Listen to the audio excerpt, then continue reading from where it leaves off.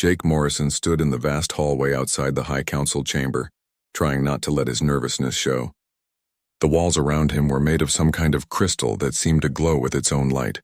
Everything here was so different from Earth. The air smelled strange, like flowers mixed with metal. Even the gravity felt lighter, making him feel like he might float away if he wasn't careful. He adjusted his dress uniform one more time and checked his reflection in the crystal wall.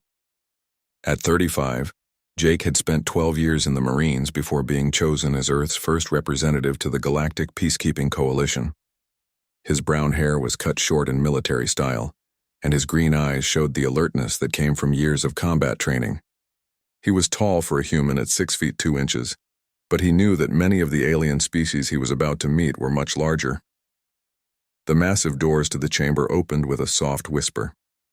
Jake walked inside and immediately felt small. The room was enormous, with a domed ceiling that seemed to stretch up forever. 12 different seating areas were arranged in a circle, each one designed for a different alien species. Some had chairs, others had pools of liquid, and one area was just a pile of what looked like soft rocks. "Representative Morrison," a voice said, and Jake looked up to see Speaker Veltar approaching. The alien was tall and thin, made of what looked like living crystal. Light moved through his transparent body in patterns that Jake had learned meant different emotions. Right now, the patterns were slow and steady, which meant calm politeness. "Speaker Veltar," Jake replied, giving a small bow as he had been taught. "Thank you for allowing me to address the council." "Of course," Veltar said, his voice sounding like wind chimes. "Please take your position in the center." Jake walked to the middle of the circle where a simple platform waited for him. As he stood there, he could see all the different alien delegates watching him. There was Zethkri, the reptilian warrior from the Saurian Confederacy, whose scales were dark green and whose yellow eyes seemed to study Jake like he was prey. Next to him sat Ambassador Kethral from the Botanical Consortium, who looked like a walking tree with flowers for a head. General Mordek from the Coalition military was there too, a massive creature that looked like a bear crossed with an octopus. His multiple arms moved constantly, and Jake could see data tablets in several of his hands. Dr. Chen, the xenobiologist, was the only one who looked somewhat familiar to Jake. She was humanoid with blue skin and large black eyes, from a species called the Cerebrals, who were known for their intelligence. "Representative Morrison," Speaker Veltar began, "we have gathered today to discuss Earth's application for full membership in the Galactic Peacekeeping Coalition." Jake nodded. This was what he had been preparing for during his 6 months at the Coalition headquarters. "Your species has shown remarkable technological progress," Veltar continued. "Your ships are well designed, your weapons effective, and your diplomatic skills adequate. However, there remains one significant concern." Here it comes, Jake thought. He had been expecting this. "Earth is classified as a Class 9 death world," General Mordek spoke up, his deep voice rumbling through the chamber. "In all our history, we have never encountered intelligent life that evolved on such a hostile planet. Your world has extreme gravity, violent weather, and aggressive predatory species. We are concerned about how this environment might have shaped your people."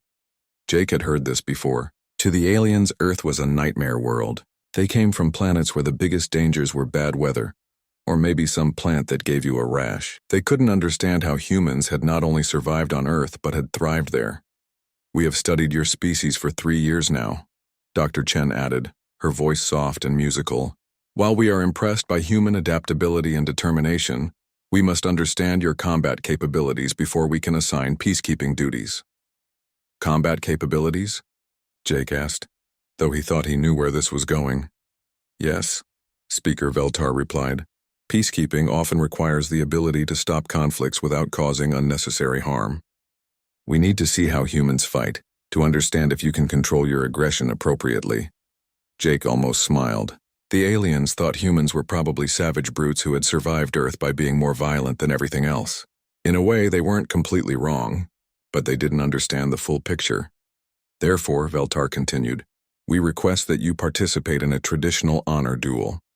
This will allow us to observe human combat methods in a controlled environment." "I accept," Jake said without hesitation. He had been expecting this challenge for weeks. "Excellent," General Mordek rumbled. "Captain Zethkri has volunteered to be your opponent. He is one of our finest warriors and has extensive experience with interspecies combat." Jake looked over at the reptilian warrior, who was now standing. Zethkri was nearly 8 feet tall, with natural armor plating covering his body and claws that looked like they could cut through steel. His yellow eyes met Jake's, and Jake could see the confidence there. To Zethkri, this human probably looked soft and weak. The duel will take place tomorrow in the primary training facility, Veltar announced. All council members and their military advisors will observe. The combat will be conducted with standard coalition training weapons that incapacitate rather than kill. Understood, Jake replied. Very good. You are dismissed to prepare. Jake bowed again and left the chamber. As he walked through the crystal corridors back to his quarters, he thought about what had just happened. The aliens were trying to figure out if humans could be trusted with peacekeeping duties. They were worried that Earth had made humans too aggressive, too violent. What they didn't understand was that Earth had also taught humans something else: control. Every human child learned from an early age to control their strength, their anger, their instincts. They had to because humans were surrounded by things that could hurt them or that they could hurt. Jake reached his quarters and began his evening routine. He did push-ups, sit-ups, and practiced his hand-to-hand combat forms. It was just his normal way of staying in shape, nothing special. He didn't know that several alien delegates were watching through the security cameras, already beginning to realize that their assumptions about humans might be completely wrong. As he finished his exercises, Jake thought about tomorrow's duel.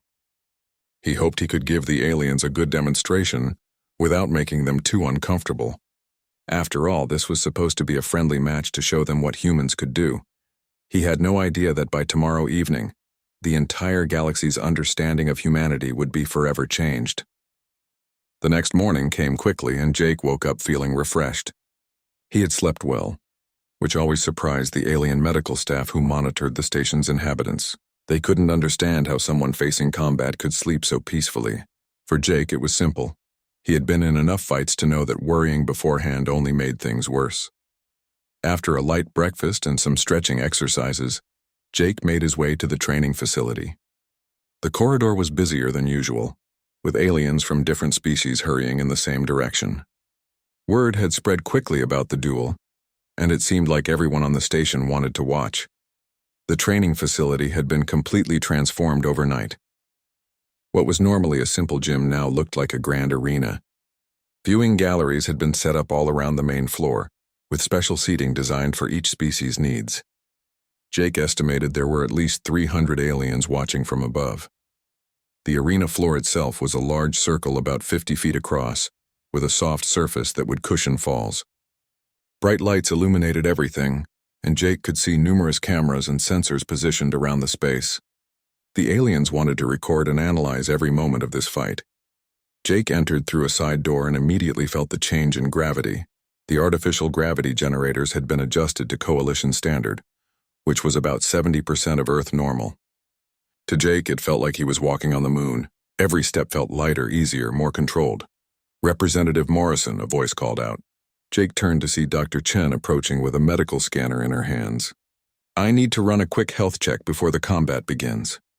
"Of course," Jake replied, standing still while she waved the device over his body. "Interesting," she murmured, looking at the readings. "Your heart rate is completely normal.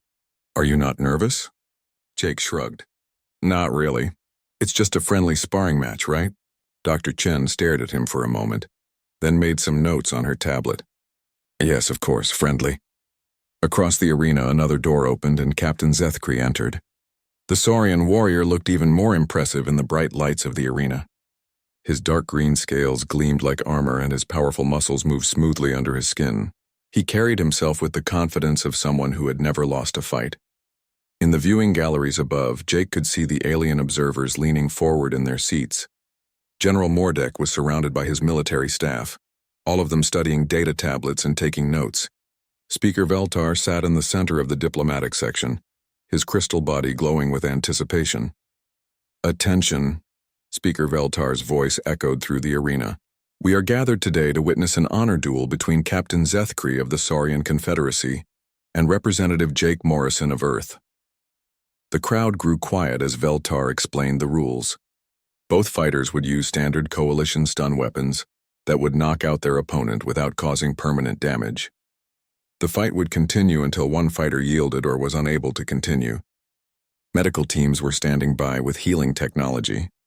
Jake was given his weapon, a device that looked like a cross between a sword and a cattle prod.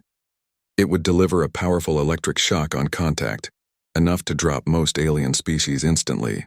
Zethkri received a similar weapon, though his was larger and designed for his clawed hands. The two fighters walked to opposite sides of the arena. Jake moved with what he considered normal human coordination, but he noticed the aliens in the galleries were already murmuring to each other. Even his simple walk across the arena floor seemed to impress them somehow. Zethkri took his position and immediately fell into a combat stance that Jake recognized as classical Saurian fighting form. It was designed for powerful, measured attacks that would overwhelm an opponent through sheer force. The reptilian warrior's yellow eyes studied Jake carefully, looking for weaknesses. Jake simply stood relaxed, his weapon held loosely at his side. He wasn't trying to look confident or intimidating. This was just how humans naturally stood when they were comfortable. But to the alien observers, it looked like either supreme confidence or dangerous foolishness. "Begin," Speaker Veltar announced. Zethkri immediately launched into his opening attack sequence, a series of powerful strikes that had defeated opponents across the galaxy. His movements were precise and brutal, designed to end the fight quickly. The aliens in the viewing galleries watched with appreciation. This was exactly the kind of skilled combat they expected from their finest warrior. But Jake wasn't there anymore, in the time it took. Zethkri to complete his first attack, Jake had moved. Not walked or run, but moved with a fluid grace that seemed to defy physics. One moment he was standing in front of the Saurian warrior. The next he was behind him, having somehow flowed around the attack like water around a stone. The arena fell completely silent. Zethkri finished his attack sequence, striking nothing but air. He spun around, confusion clear on his reptilian features, to find the human standing calmly behind him with that same relaxed posture. In the viewing galleries, 300 alien minds struggled to process what they had just seen. The cameras had recorded everything, but even watching the replay in slow motion, many of the observers couldn't follow Jake's movement. One moment he was there, the next he was somewhere else, as if he had simply decided that Zethkri's attack didn't apply to him. General Mordek's multiple arms moved frantically over his data tablets, trying to make sense of the sensor readings. The arena's motion detectors had barely registered Jake's movement. According to the instruments, he had moved faster than most coalition species could even see. Dr. Chen stared at her medical scanner in disbelief. Jake's heart rate had barely increased. His breathing was still calm and steady. From a physiological standpoint, he might as well have been standing still, instead of performing what appeared to be an impossible feat of speed and agility. Ambassador Kethrall from the Botanical Consortium leaned toward his aide, his flower head trembling with nervousness. "How fast can these humans move?" he asked in his species-whispered language. "Unknown," his aide replied. "Our intelligence reports never mentioned anything like this." Down in the arena, Zethkri had recovered from his surprise and was reassessing his opponent. This human was clearly more dangerous than he had expected. The Saurian warrior adjusted his stance, now treating Jake as a serious threat, rather than an inferior opponent. Jake noticed the change in Zethkri's posture and nodded approvingly. He had been hoping his opponent would provide a good challenge once he got serious. What Jake didn't realize was that his casual display of speed had just shattered every assumption the Galactic Coalition had made about human capabilities. The real fight was about to begin, and 300 alien observers were about to learn exactly what millions of years of evolution on a death world had created. The silence in the arena stretched on as 300 alien minds tried to understand what they had just witnessed. In the viewing galleries, military advisors whispered urgently to their commanders while diplomats exchanged worried glances. This wasn't how the demonstration was supposed to go. Zethkri slowly turned in a complete circle, his yellow eyes scanning the arena floor. The human had moved faster than the Saurian's enhanced reflexes could follow. According to everything Zethkri knew about human physiology, this should have been impossible. His intelligence reports had described humans as slow, clumsy creatures who relied on tools rather than natural ability. Jake waited patiently for Zethkri to face him again. From Jake's perspective, he had simply stepped to the side to avoid the attack. It was basic footwork that any human soldier learned in training. He didn't understand why everyone seemed so shocked. "Impressive," Zethkri said, his voice carrying across the quiet arena. "I underestimated you." "It's all good," Jake replied with a friendly smile. "Want to try again?" In the galleries above, General Mordek frantically analyzed the data streaming from the arena's sensors. Jake's movement had registered at speeds that exceeded even the most enhanced coalition soldiers. More disturbing was that the human's vital signs showed no stress whatsoever. His heart rate was that of someone taking a casual walk. Dr. Chen pulled up her files on human evolution, searching for an explanation. What she found made her blood run cold. Earth's gravity was nearly 50% higher than coalition standard. Its atmosphere was more dense, its weather more violent, and its predators more aggressive than anything found on member worlds. Humans hadn't just survived this environment. They had become its dominant species. "Look at his stance," whispered Colonel Vextar, one of Mordek's tactical advisors. "He's not even trying to look threatening." It was true. While Zethkri had adopted an aggressive combat posture with claws extended and muscles tensed, Jake stood casually with his weapon held loosely. He looked like someone waiting for a bus rather than someone in mortal combat. Zethkri launched his second attack, this time moving more cautiously. He had learned from his first mistake and was now watching for Jake's movement. The Saurian warrior executed a perfect combination strike, using his reach advantage to keep the human at a distance. But Jake moved again, and this time the aliens could see what happened, though they still couldn't believe it. The human didn't dodge the attack so much as flow around it. His body bent and twisted in ways that seemed impossible for a creature with an internal skeleton. He moved like liquid, like smoke, like something that could choose whether or not to be solid. Jake slipped past Zethkri's guard and gently tapped the Saurian's chest with his weapon. The electric shock sent Zethkri stumbling backward, more from surprise than pain. Jake immediately stepped back, giving his opponent room to recover. "Nice combination," Jake said encouragingly. "I can see why you're considered one of the best." Zethkri stared at him in amazement. The human was giving him combat advice like they were training partners instead of opponents in a formal duel. In the viewing galleries, the alien observers were beginning to understand that they weren't watching a fight between equals. They were watching a predator play with its prey. The realization sent waves of unease through the crowd. Ambassador Kethral turned to Dr. Chen with panic in his flower-like features. "How dangerous are these humans?" he whispered. Dr. Chen was still studying her data, and what she found was terrifying. "According to Earth's fossil records," she said quietly, "humans didn't just compete with their planet's predators. They hunted them to extinction. Multiple species of large carnivores disappeared shortly after humans developed advanced tools." "You mean they were prey that became predators?" Kethral asked. "No," Dr. Chen replied, her voice shaking. "I mean they were always predators. They just got better at it." Down in the arena, Zethkri was discovering the full extent of human combat ability. Every attack he made was countered effortlessly. Every time he thought he had Jake trapped, the human simply wasn't there anymore. It was like fighting a ghost that could choose when to become solid. Jake, for his part, was starting to enjoy himself.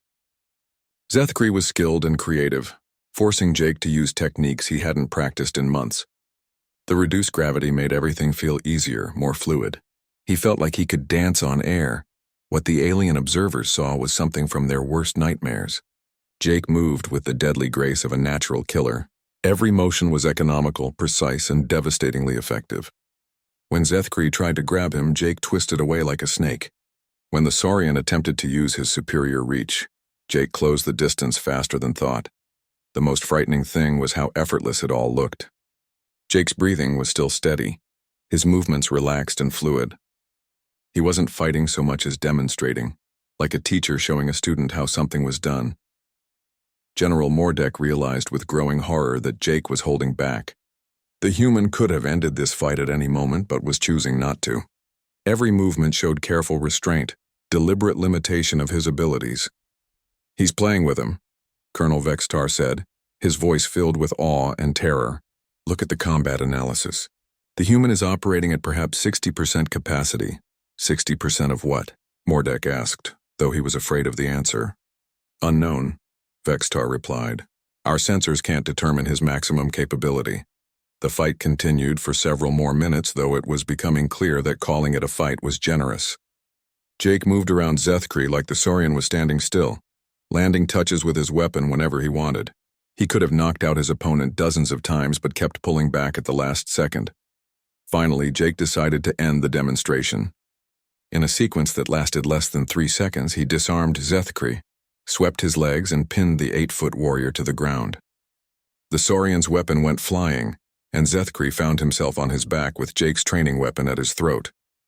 For a moment, absolute silence filled the arena. Then Jake smiled and stepped back, offering his hand to help Zethkri up. "Good fight," Jake said warmly. "You really made me work for that." Zethkri accepted the help up, staring at Jake in amazement. "You were holding back the entire time," he said. "Well, yeah," Jake replied, looking confused. "It's just a friendly demonstration, right? I didn't want to hurt you." The casual way Jake said those words sent a chill through every military mind in the viewing galleries. The human had just defeated their finest warrior, while treating it as a gentle sparring match. 300 alien observers sat in stunned silence, finally beginning to understand what they were dealing with. They had invited a Deathworlder to demonstrate his combat abilities, and he had just shown them what millions of years of evolution on the galaxy's most hostile planet could create.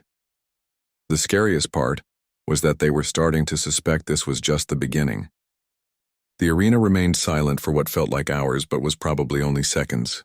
Jake helped Zethkri to his feet, the Saurian warrior accepting the assistance with the dignity typical of his proud species.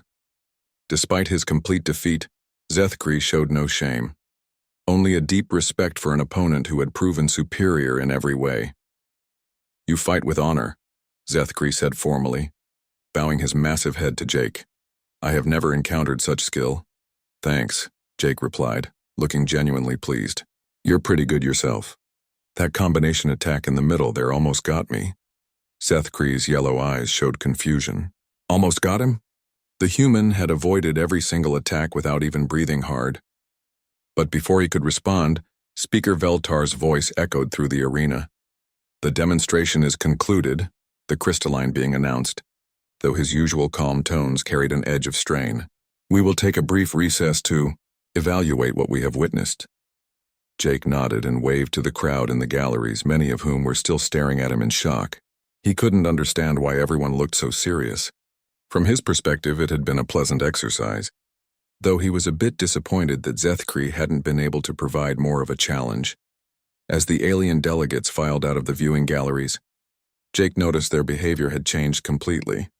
Where before they had watched him with condescending curiosity, now they moved carefully around him, giving him plenty of space. Some of the smaller species actually seemed afraid. In the council chambers, an emergency session had been called. The various species representatives gathered around the central table, their usual diplomatic politeness replaced by urgent, worried discussions. General Mordek was the first to speak, his multiple arms gesturing at the data tablets spread before him. "The combat analysis is disturbing," he rumbled. Representative Morrison was operating at what our computers estimate to be 60% of his maximum capability. His heart rate never exceeded what humans apparently consider a moderate workout. Dr. Chen stood up, her blue skin pale with worry. "I've been analyzing Earth's evolutionary pressures," she said, her voice shaking slightly. "We've made a terrible mistake in our assessment of human development." She activated a holographic display showing Earth's hostile environment. "We assumed that surviving on a death world would make humans tough but crude. We were wrong. Earth didn't just make humans survivors. It made them the most efficient predators in known space." Ambassador Kethral's flower head trembled as he spoke. "Explain what you mean by efficient predators." Dr. Chen pulled up more data. "Humans didn't just compete with their planet's dangerous wildlife. They systematically hunted most large predators to extinction. They developed tools, tactics, and physical abilities that made them the dominant species on a world that should have killed them. But they seemed so peaceful," said Counselor Nixara from the Aquatic Federation, her gills fluttering nervously. Representative Morrison was polite, even friendly during the combat. "That's what makes them so dangerous," Dr. Chen replied. "They've learned to control their predatory instincts. Every human child is taught from birth to restrain their strength, to hold back their aggression. They have to, because they're surrounded by weaker creatures they could easily harm." General Mordek studied the combat footage again. "Are you saying Morrison was consciously limiting himself?" Not just limiting, Dr. Chen said. The entire fight he was demonstrating restraint that our species would find impossible. He could have killed Captain Zethkri in the first 3 seconds, but instead he chose to make it educational. The implications of this statement hit the room like a physical blow. Speaker Veltar's crystal body flickered with rapid light patterns that indicated extreme distress. If this human represents average capability, Veltar asked carefully, what are their actual soldiers like? Dr. Chen pulled up her research on human military history. That's the most terrifying part, she said. Morrison isn't a soldier anymore. He's a diplomat with basic self-defense training. According to human military records, he was considered a good but not exceptional Marine. The council chamber erupted in worried voices from a dozen different species. If Jake was just an average human, what were their elite warriors capable of? Colonel Vexistar, who had been studying the tactical implications, stood up slowly. There's something else, he said. I've been analyzing Morrison's fighting techniques. They're not advanced military training. What do you mean? General Mordek asked. The moves he used to defeat Captain Zethkri are listed in human databases as basic self-defense skills. What we just witnessed is what humans teach their civilians for personal protection.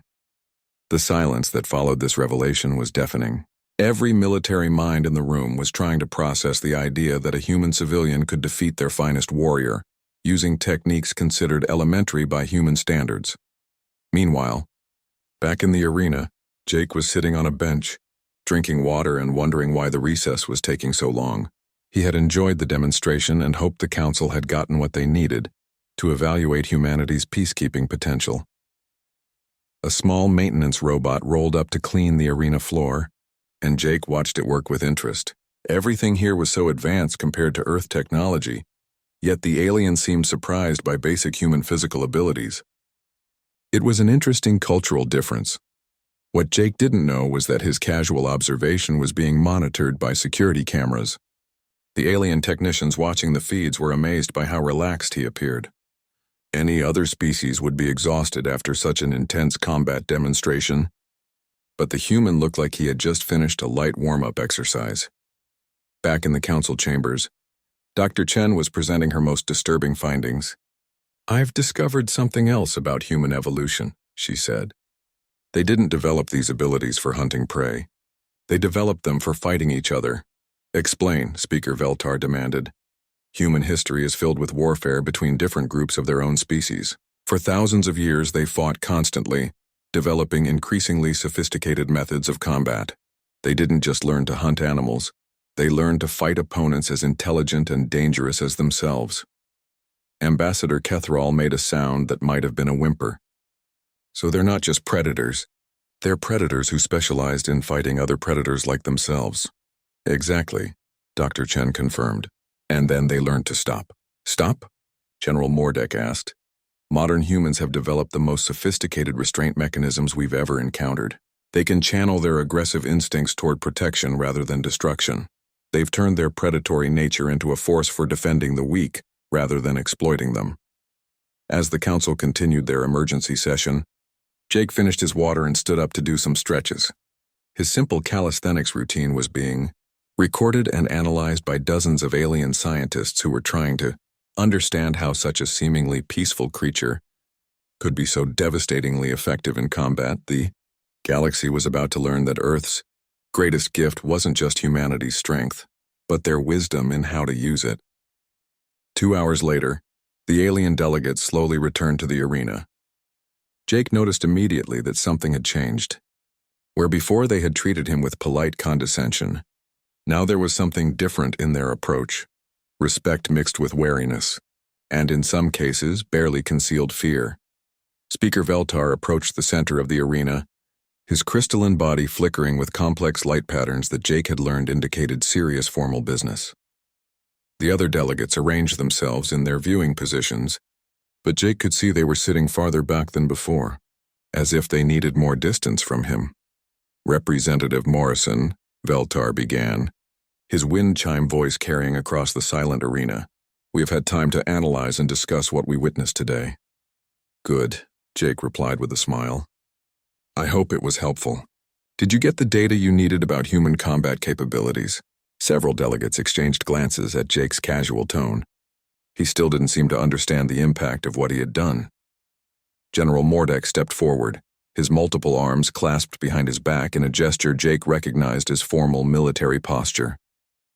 "Representative Morrison, may I ask about your military background?" "Sure," Jake said.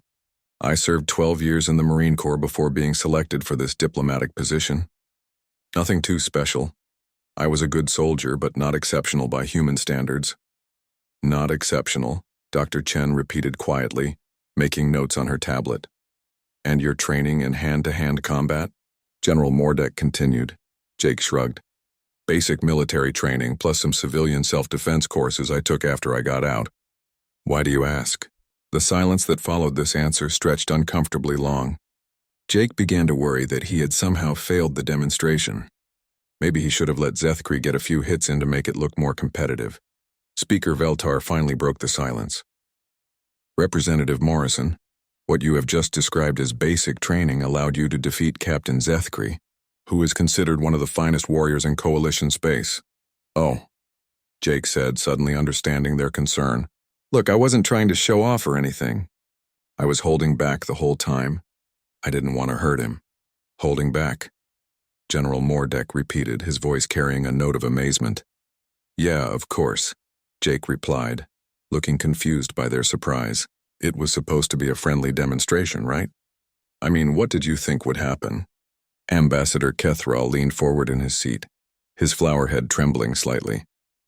"What we thought would happen was that you would demonstrate basic human combat techniques in a controlled environment. What actually happened was that you showed us capabilities we didn't know existed in any biological species." Jake frowned, trying to understand their perspective. "I'm sorry if I misunderstood the purpose of this. Would you like me to fight someone else? Maybe multiple opponents? I could try to make it more challenging." The suggestion that Jake could fight multiple coalition warriors simultaneously caused visible distress among several delegates. General Mordek's arms moved frantically over his data tablets as he tried to calculate the implications. "That won't be necessary," Speaker Veltar said quickly. "We have seen enough to make our evaluation." Dr. Chen stood up from her position in the viewing gallery. "Representative Morrison, may I ask you about human philosophy regarding combat?" "Sure," Jake replied, still trying to figure out why everyone seemed so tense. "How do humans view the use of violence?" Jake thought for a moment. "Well, most humans believe that violence should only be used to protect yourself or others. We have a saying, speak softly and carry a big stick.